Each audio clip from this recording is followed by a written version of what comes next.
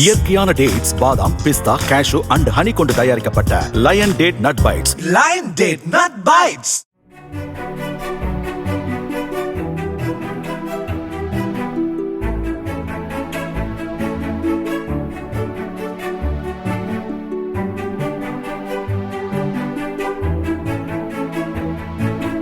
சேலம் அருகே அணைமேட்டில் உள்ள ஸ்ரீ ராஜமுருகன் ஆலயத்தில் 56 அடி உயரத்திற்கு நிறுவப்பட்ட முருகன் சிலை விமர்சனத்திற்கு உள்ளான நிலையில் ராஜ கம்பீரத்திற்கு மாற்றப்பட்டுள்ளது. கடந்த 1.5 ஆண்டுகளுக்கு முன்பு நிறுவப்பட்ட இச்சிலை முருகன் வடிவில் இல்லை என பக்தர்கள் தெரிவித்ததால் மாற்றியமைக்கும் பணியில் சிற்பிகள் ஈடுபட்டனர். தற்போது ராஜ கம்பீர அலங்காரத்தில் காட்சியளிக்கும் வகையில் முருகன் சிலை உருவாக்கப்பட்ட நிலையில் நாளை குடமுழுக்கு நடத்தப்படுகிறது.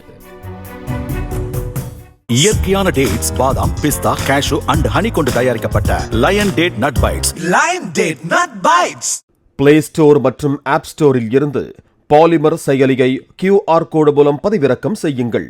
செய்திகளை உடனுக்குடன் பெறுங்கள்.